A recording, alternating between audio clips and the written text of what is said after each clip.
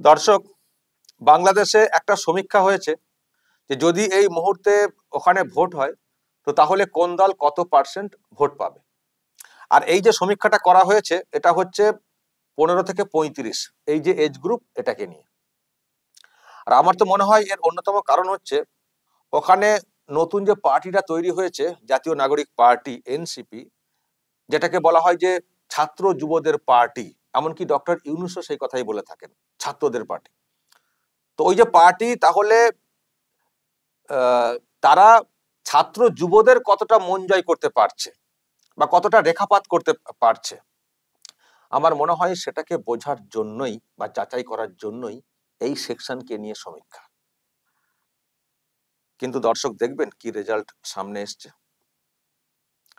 Doctor Yunus অনেক চেষ্টা করছেন এই পার্টিকে এস্টাবলিশ করার জন্য, এবং অনেকে বলছেন যে এই পার্টি যাতে আরো গুছিয়ে উঠতে পারে সেই জন্যই উনি ভোটটা করাচ্ছেন না।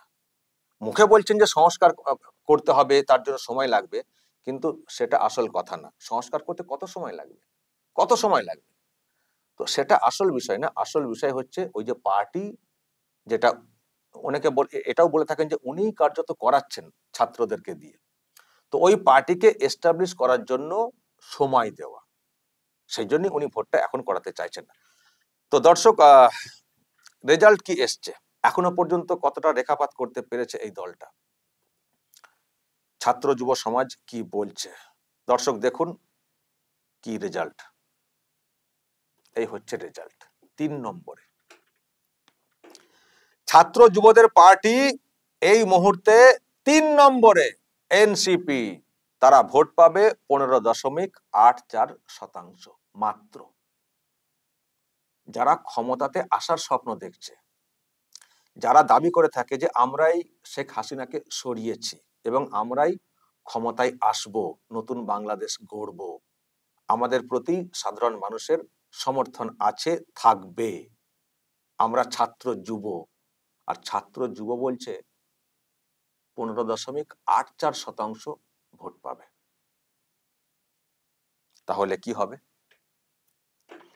ছাত্র যুব সেকশন বলছে বিএনপি সব থেকে বেশি ভোট পাবে এই মুহূর্তে দাঁড়িয়ে, 38.76%। তারপরে জামাত 21.45%।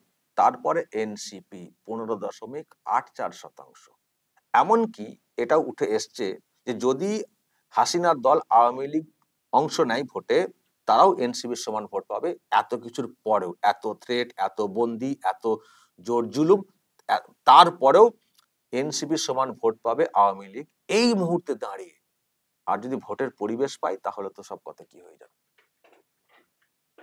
3 নম্বরে ছাত্র যুবদের দল এনসিপি, 3 নম্বর, মাত্র 16%। আর আদার্স বলে যেটা রয়েছে এটা হচ্ছে অন্যান্য সব ধর্মীয় যেসব পার্টি তারা, আর তার বাইরেও কিছু পার্টি ছোটখাটো আছে, তারাও কিছু ভোট পাবে, সেই পার্সেন্টেজ এখানে উল্লেখ নেই। এই হচ্ছে রেজাল্ট। তাহলে কি হবে ডক্টর ইউনূসের? উনি এত চেষ্টা করছেন দলটাকে এস্টাবলিশ করার, ওই দলের হাতেই বাংলাদেশের দায়িত্ব তুলে দেওয়ার, এবং তার সঙ্গে ওনারা আবার কিছু স্বার্থ আছে কিনা কে জানে, কিছু ভাবনা আছে কিনা কে জানে। কিন্তু কি হবে? হাসিনাকে সরিয়ে বিরাট কিছু স্বপ্ন দেখা, কিন্তু খালেদা জিয়ার দল সব থেকে বেশি ভোট পাবে, তাহলে নাহিদ ইসলামদের কি হাল হবে? এই যে এনসিপির নেতা, উপদেষ্টা ছিলেন, সরে এসছেন দল গঠনের জন্য, আর ওখানে রেখে এসছেন ডক্টর ইউনূসকে। তো হচ্ছে কোথায় দাগ? দাগ কাটতে কোথায় পারছে ছাত্র যুব 15 থেকে 35।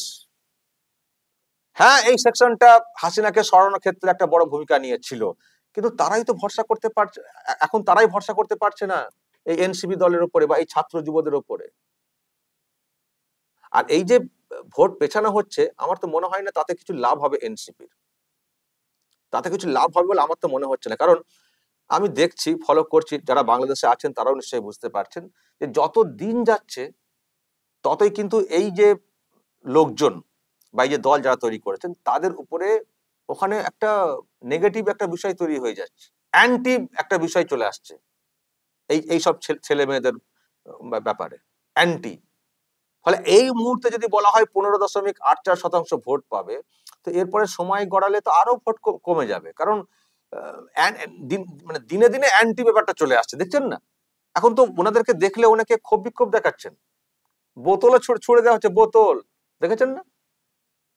তো ফলে মানে ভোট পেছানো হচ্ছে, সময় দেওয়া হচ্ছে দলটাকে গোছানোর জন্য, কিন্তু দলের যে ইমেজ এই মুহূর্তে তৈরি হয়েছে এবং এই যে রেজাল্ট সামনে এসেছে, এরপরে তো এই খবর তো ওখানেও আসবে নিশ্চয়ই, তো তারপরে দেখবেন একটা নেগেটিভ ইম্প্যাক্টও আসবে। তো তার মানে কি দাঁড়াবে, তো যত দিন যাবে দলটা তো আস্তে আস্তে বিলুপ্ত হয়ে যাবে। মানে তৈরি হলো, ভোট পার্সেন্টেজ বিরাট দেখানো হচ্ছিল সবার থেকে সেরা, সবাই চলে আসবে এই দলে, কিন্তু সেখানে তো যা দেখতে পাচ্ছি পার্সেন্টেজ, তো মুশকিল হয়ে যাবে ভোট পেছালে। বরং ডক্টর ইউনূসের ভোটটা এগিয়ে নিয়ে আসা উচিত, যাতে কিছু ভোট পায় এই দলটা।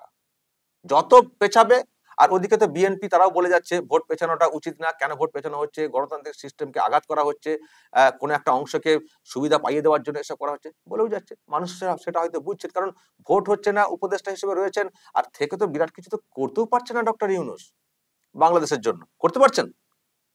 একটা ভোট করানো হলে, একটা নির্বাচিত সরকার থাকলে যেভাবে একটা দেশ চালানো যায়, পলিসি নেওয়া যায়, একটা সিদ্ধান্ত নেওয়া যায়, সেটা তো কিছু করা যাচ্ছে না। তো এ তো একটা কেয়ারটেকার হিসেবে যেটা হয়, সেটা বড় কিছু সিদ্ধান্ত নিতে পারছেন ডক্টর ইউনূস, সম্ভব। তো ফলে মানুষও বুঝবেন নিশ্চয় যে অহেতুক নির্বাচনকে পিছিয়ে দেওয়া হচ্ছে, বা ওনার কোনো স্বার্থ রয়েছে, বা কোনো একটা অংশকে উনি চেষ্টা করছেন ক্ষমতাতে এনে নিজেরও কিছু বিষয়কে পূরণ করা। তো এটা যখন আরো প্রকাশ্যে আসবে, বা বিএনপি চেষ্টা করবে, আরো নেগেটিভ হয়ে যাবে বিষয়টা, আরো নেগেটিভ হয়ে যাবে বিষয়টা। তো তাহলে কি দাঁড়াচ্ছে বিষয়টা দর্শক? তার মানে 3 নম্বর পজিশনে যদি এনসিপি, আমি ধরছি ওখানে একক সংখ্যাগরিষ্ঠতার যদি নাও হয় ভোটের সময়, আমি বলছি যা দেখতে পাচ্ছি বিএনপির হয়ে যাবে। তো যদি সেটা নাও হয়, তো যদি সেটা কোনোভাবে জোট সরকার তৈরি হয়, আর এনসিপি যদি জোটে না থাকতে পারে, ওদের যা মন মানসিকতা, ওদের ভোট পার্সেন্টেজ কম হলেও বিরাট দাবিদার হয়ে যাবে, বিরাট দাবিদার, আমাদের এই দিতে হবে, সেই দিতে হবে। মানে ভোট নেই, সমর্থন নেই, কিন্তু বিরাট আমাদের পাওনা, আসলে আকাঙ্ক্ষা প্রচুর তৈরি হয়ে গেছে, আশা প্রচুর তৈরি হয়ে গেছে, ক্ষমতাতে আসবো ইত্যাদি। তো ফলে মানে এনসিপি কে নিয়ে কেউ সরকারে আসবে বলে আমার মনে হয় না, যদি যদি তাদের অন্য কোনো বিকল্প জায়গা থাকে। এনসিপি কে নিয়ে সরকার গঠন করবো আর ওদের সব বক্তব্য শুনবো, ওই রকম আমার মনে হয় না সেটা অন্য কোনো দল চাইবে, যারা বেশি ভোট পেয়ে থাকবে। তারা বিকল্প অন্য সহযোগী পেলে তারা সেটাকে নেবে, কিন্তু এনসিপি কে নেবে না। আবার যদি এইরকম, আমি জানি না ভোটে কোনো মানে পলিটিক্সে কোনো তো নিশ্চিত বলে কিছু বলা যায় না, ধরুন আওয়ামী লীগ সত্যি সুযোগ পেয়ে গেল ভোটে অংশ নেওয়ার, এবং তারা কিছু আসন পেল, মানে এটা মানে মানে এড়িয়ে যাওয়া যায় না। হয়তো দেখবেন যে মানে বিএনপি আওয়ামী লীগ একসঙ্গে সরকার গঠন করে ফেললো। একটা সময় বিরোধ ছিল, কিন্তু পলিটিক্সে ওরকম তো স্থায়ী বলে কিছু হয় না, কিন্তু ওই এনসিপি কে আটকাতে হয়তো দেখবেন বিএনপি আওয়ামী লীগ একসঙ্গে দল গঠন করে ফেললো। তো তখন এনসিপির হাল কি হবে, আমি শুধু সেটা ভাবছি। তখন এনসিপির হাল কি হবে? সরকার যদি সামান্য অবদান থাকে আওয়ামী লীগের, তো সেক্ষেত্রে সরকার তো কন্ট্রোলে, আর বিরোধী দল হিসেবে এনসিপি যদি বাজারে থাকে বাইরে, তাহলে এনসিপির কি হবে, বা এনসিপিতে যারা লিড করছেন আর যারা সব এত কাণ্ড করেছেন, তাদের ভবিষ্যৎ কি দাঁড়াবে? একে মার, তাকে মার, মব জাস্টিস, লুট, তাদের কি হাল হবে? আমার তো মনে হয় সেই জন্যই এনসিপি বা এই যারা আছেন তারা চেষ্টা করছেন, এবং সরকারে তো তাদেরই সব লোকজন রয়েছেন, চেষ্টা করে যাচ্ছেন যে আওয়ামী লীগ যেন কোনো মতে ভোটে অংশ না নিতে পারে, ওদেরকে ব্যান করতে হবে। এবং জানেন ইতিমধ্যেই আওয়ামী লীগের যে সব কর্মসূচি সেগুলোকে ব্যান করে দেওয়া হয়েছে।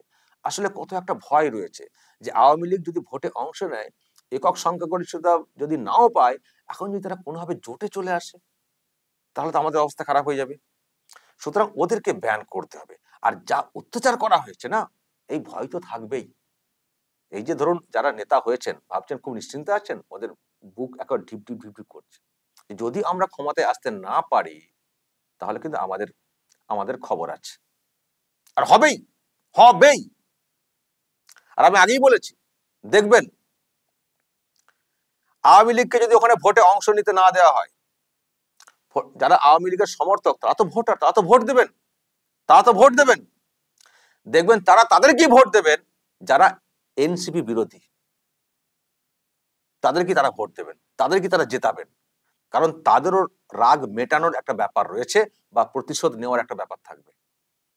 তো ফলে এনসিপি যদি ক্ষমতায় আসতে না পারে, অল্প বয়সেই তাদেরকে কিন্তু অনেককেই দেশ ছাড়া হয়ে যেতে হবে, বা জানি না কি হবে। ওখানকার তো আবার বিচার অন্যরকম, মেরে ঝুলিয়ে দেওয়া, দেখেছেন না আপনারা? অদ্ভুত বিচার, মেরে ফুট ব্রিজের ওপরে ঝুলিয়ে দিয়েছে। জানি না সব কি হবে এসব নেতাদের অবস্থা।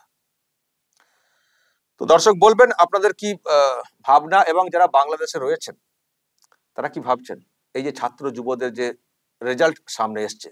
আচ্ছা, এই রেজাল্ট কিন্তু আমি মন গড়া কোনো কথা বলছি না, আপনাদেরকে আমি একটা মিডিয়া রিপোর্ট দেখাতে পারি। ওখানকার প্রথম সারির মিডিয়া তারা কিন্তু এই খবরটাকে করেছে। দেখুন, এই যে নির্বাচনে কোন দল কত শতাংশ ভোট পেতে পারে, তরুণেরা যা ভাবছেন, দেখুন তরুণদেরকে নিয়ে এই সমীক্ষা করা হয়েছে।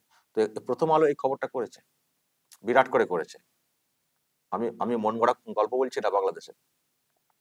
আমি শুধু ভাবছি এনসিপির কি হাল হবে, এই নাহিদ ইসলাম, মাহফুজ আলম, এদের কি হাল হবে। দর্শক বলবেন, যদি আপনাদের কোনো মতামত থাকে অবশ্যই বলবেন, যা বলার কমেন্টে বলবেন। নজর রাখবেন আরামবাগ টিভিতে।